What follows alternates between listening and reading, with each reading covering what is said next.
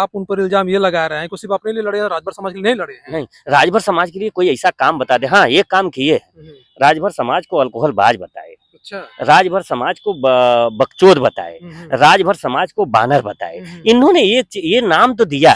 राजभर समाज के जो अनपढ़ गंवार, जो अशिक्षित है, जो इनके साथ झंडा ढोते हैं, वही है। वहां पर कोई अन्य समाज का वोट इनको नहीं मिलेगा। ये झूठ बोलने वाले सरासर, ये तीनों बाप बेटों को झूठ बोलने में। अभी इनका एक बेटा देखे हैं कि 22 फरवरी को कहा है कि जब तक राजभर समाज को एसटी आरक्षण का प्रस्ताव दिल्ली नहीं जाएगा तब तक हमारे नेताजी शपथ नहीं लेंगे। ये बाप बेटे को राजनीति में कहा जाए झूठ बोलने का भारत रत्न मिलना चाहिए।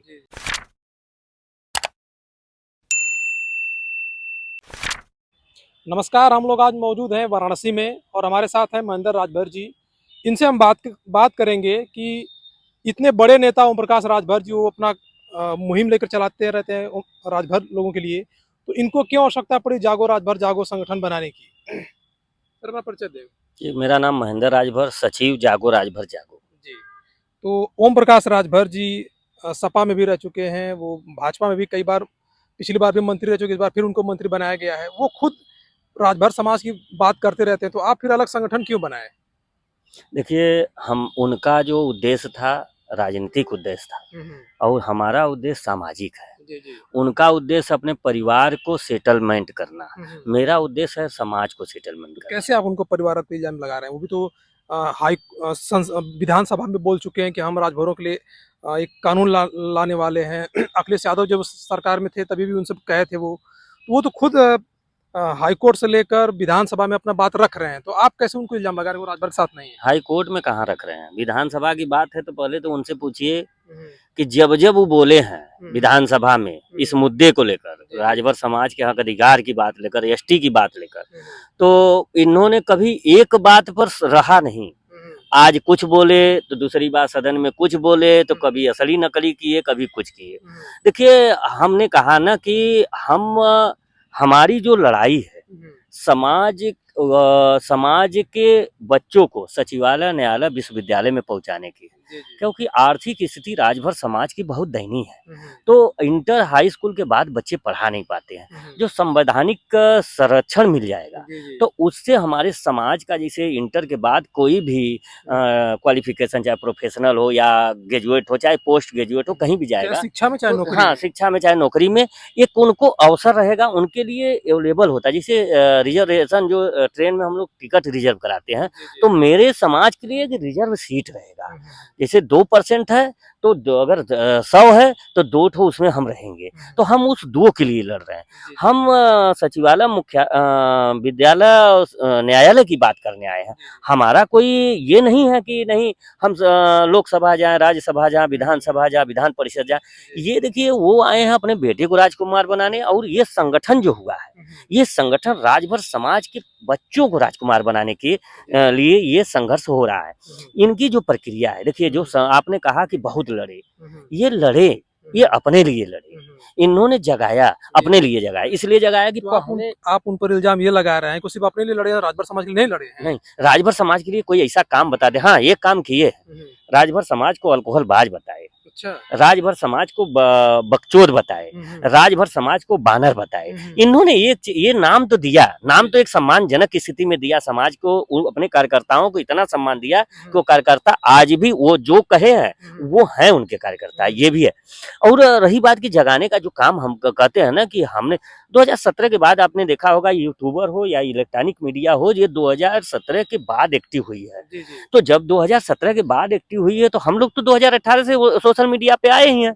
तो 2017-18 के बाद आए हैं, तो उसके बाद जब यूट्यूबर सोशल मीडिया पे आएंगे तो जहां जाएंगे तो ये उलूल जुलूल बड़बोलापन, अनाप शनाप बयानबाजी करते थे। उसमें होता क्या कि यूट्यूबरों को टीआरपी मिलता था, तो वो टीआरपी व्यू बढ़ाने के लिए इनके यहाँ जाते थे। तो अब उसी में इनके जो भक्त हैं, जिनको इन्होंने कहा कि अल्कोहलबाज हैं, बानर हैं, बकचोद हैं, तो वो सब लगा कि वो सब सोचे कि हमारे नेताजी बहुत अच्छा बोलते हैं, गर्व उनको महसूस हुआ। कुछ लोग तो उनको लालू की भी उपाधि दे रहे हैं। लालू का एक पैर का धूल भी नहीं है। लालू की राजनीति इनके राजनीति में है। लालू अगर परिवार को सेटल किए हैं तो कब से किए हैं भाई, जब मुख्यमंत्री हुए उसके बाद उनकी पत्नी हुई और तब जाके बेटे आए हैं। वो शुरू में नहीं लेकर चले हैं कि हमारी पत्नी चले हमारे बेटे, वो तो मजबूरी था, उनको फंसाया गया, आपने देखा होगा। जो भी अभी चाहे हो उसमें जो मुख्य अभियुक्त था वो बरी हो गया, इनको फंसाया गया। ये न्यायिक प्रक्रिया है, इस पे हम नहीं जाना चाहते। और उन्होंने यादवों को, बैकवर्डों को वहां जगाया। आप तो 69 भर्ती वाले में 6800 इको गार्डन में लखनऊ में बच्चे बैठे थे, आपने कहा औलाद खाने लायक है। आप कौन सा दलित ओबीसी की बात करते हैं? विवादित बयान है। विवादित बयान है। इनके साथ राजभर समाज के जो अनपढ़ गंवार जो अशिक्षित है, जो इनके साथ झंडा ढोते हैं वही है। वहां पर कोई अन्य समाज का वोट इनको नहीं मिलेगा, क्योंकि ये समाज के युवाओं पे, जिनसे 40% देश की जो आबादी है युवाओं की, इसी से देश चलता है। इनको ये नहीं पता जिस समाज में अगर आप इस मुद्दे को लेकर चले होते, सामाजिक मुद्दे को लेकर चले होते, तो एसटी आरक्षण हम कोर्ट में हमको जाने की जरूरत नहीं होती। आप अधिकार मांगे होते। आप 2017 में सामाजिक न्याय समिति की बात किए, फिर वहां से आए जब 14 जुलाई 2023 को जब हम लोगों का रिपोर्टिंग हुआ तो 25 जुलाई से आपने ये कहा कि ये मेरा ही मुद्दा है, मैं इस मुद्दे पर लड़ा। हमने इनसे अक्टूबर 2020 में मिला तो उस समय इन्होंने कहा कि हमारी लड़ाई सामाजिक न्याय समिति है, भागीदारी संकल्प मोर्चा के तहत हम सामाजिक न्याय समिति की लड़ाई लड़ेंगे। जब आ गया हमारा जब हम लोग जुलाई में काम कर दिए तो इन्होंने सावधान यात्रा निकाला, कहा कि 21 सितंबर 2022 को इन्होंने कहा कि जो राजभर समाज का कोई नेता नहीं कर पाया वो काम हमने करके प्रस्ताव को दिल्ली भिजवा दिया। ये झूठ बोलने वाले सरासर ये तीनों बाप बेटों को झूठ बोलने में, अभी इनका एक बेटा देखे हैं कि 22 फरवरी को कहा है कि जब तक राजभर समाज को एसटी आरक्षण का प्रस्ताव दिल्ली नहीं जाएगा तब तक हमारे नेताजी शपथ नहीं लेंगे। ये बाप बेटे को राजनीति में कहा जाए झूठ बोलने का भारत रत्न मिलना चाहिए। ये इनको भारत रत्न के लायक ये तीनों हैं, क्योंकि इनके अंदर झूठ के अलावा कहते हैं हम समाज के लिए। आपने समाज को आपने क्या दिया? समाज को यही दिया कि तुम झंडा ढो। समाज ने आपको 2 बार सदन में भेजा, आपने समाज को जगाया। पहले भी हमारे समाज में ये तो है नहीं कि आप आए तो हमारे समाज में विधायक हुए, मंत्री हुए, सांसद।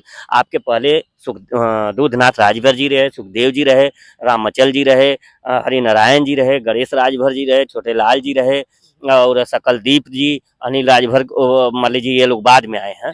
तो आपके पहले भी रहे हैं और आप कह रहे हैं कि नहीं हमने जगाया। अरे आपने जगाया नहीं, उनका फायदा उठाया। क्योंकि हमारा समाज अशिक्षित था, उनको आपने क्यों नहीं कहा कि तुम मेरा झंडा मत ढो, तुम मेरा जयकार मत लगाओ, तुम जाओ लड़ो और पढ़ो, अखाड़ा में लड़ो दौड़ो। तुम भी यादवों को बार बार कहते हैं, जब वो सोकर उठते हैं इनको सपने में सरकार नहीं समझ में आता है, जिनके साथ है उनसे हक की बात नहीं करते। जब सोकर उठते हैं तो इनको नींद में बस अखिलेश सताते हैं। हाँ अखिलेश जी ने ये कहा, अखिलेश जी ने शोषण किया। अरे अखिलेश जी ने कम से कम अपने समाज के लिए लड़ा। अखिलेश जी के पिताजी अपने समाज को स्थापित किए, आज उन्हीं का देन है कि यादव समाज प्रोग्रेस किया। जी।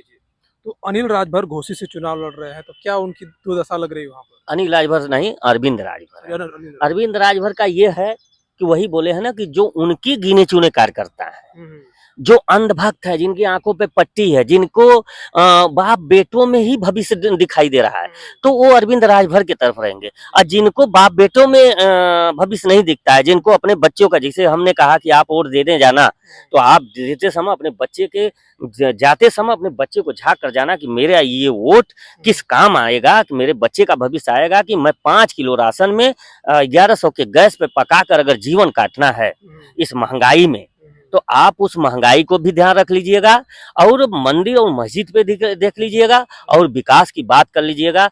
ये जो सरकार है, इस सरकार में हमने 14 में वोट दिया, 17 में वोट दिया, 19 में दिया, 22 में दिया, और हम आज 4 साल से लगातार चिल्ला रहे हैं कि हमारे समाज को अधिकार चाहिए। ये सरकार आंख पे आंख पट्टी बांध कर बैठी हुई है और सरकार हमारे समाज को अधिकार नहीं दे रही। बस हमारे समाज के जो नेता हैं इनको कठपुतली बना के, इनको तीतर बना के समाज में भेजा है कि आप लोग जाइए और समाज को अपने पढ़ाइए, इनको चारा डालिए और हमको वोट करवाइए। यही सरकार कर रही है। जी। तो आपको क्या लगता है कि आपका समाज इस बार बीजेपी के साथ नहीं है? आपकी जो नेता है ओम प्रकाश राजभर जी, तो वो बीजेपी में चले गए हैं, तो क्या राजभर समाज का वोट उनके पास नहीं जाएगा? देखिए, सबसे पहले तो हम उनके कार्यकर्ता के बारे में एक खासियत आपको बता दें। जब हम अधिकार पे इनका जब भी बात रखते हैं, तो जब ये सपा में रहे तो हमको सब कहते थे कि ये भाजपाई एजेंट है। आज वो भाजपा में चले गए तो इनके कार्यकर्ता कहते हैं सफाई एजेंट है, इनकी ये है। जी, जी। और जो कह रहे हैं कि गए हैं भाजपा में गए हैं, तो भाजपा में गए तो इनका भला हो, तो अपने भले के लिए जितना मेहनत ही कर सके। बाकी वहाँ जागो राजभर जागो भी पूरे पूर्वांचल में चलेगा। और हम लोगों ने एक ही मांग रखा है कि एसटी आरक्षण का मुद्दा चाहे एनडीए हो चाहे इंडिया हो, अपने मैनिफेस्टो में अगर डालेगा तो राजभर समाज उसको वोट करेगा। और जो दोनों में से चाहे पक्ष हो चाहे विपक्ष अगर नहीं डालता है तो हम लोग नोटा दबाओ, हक अधिकार पाओ। हम नोटा दबा के अपनी उपस्थिति, अपना मूल्यांकन, समाज सरकार को संदेश और समाज को संदेश देने का काम करेंगे नोटा के साथ। क्योंकि हम जैसे छत्तीसगढ़, मध्य प्रदेश, राजस्थान में जो सवर्ण जातियों ने अपना 10% लेने के लिए नोटा का प्रयोग किया, साइलेंट नोटा का प्रयोग किया। इसलिए वो लोग साइलेंट किए कि वो लोग शिक्षित थे, हमारा समाज शिक्षित नहीं। इसलिए हम अपने समाज को भी इस मुद्दे पर बताएंगे कि आप वोट दो, ये नहीं करेंगे आप वोट मत दो। हमने कहा आरक्षण नहीं तो वोट नहीं, वोट नहीं देने के लिए नहीं कहा, आप वोट दो। आरक्षण हमको दोनों न पक्ष मंजूर है न विपक्ष मंजूर है, क्योंकि हमारे अधिकार पर दोनों नहीं। तो आप नोटा के साथ हम लोग चलेंगे, इसी नोटा के नारा बुलंद करके हम आगे बढ़ेंगे। अगर कोई अपने मैनिफेस्टो में डाल देता है तो हम उसके साथ हैं। क्या अभी किसी विपक्ष नेता से आप लोगों की बातचीत संगठन की नहीं हुई कि हम लोग अगले मैनिफेस्टो में या 2024 लोकसभा चुनाव में आप लोगों को आरक्षण देने की बात करेंगे?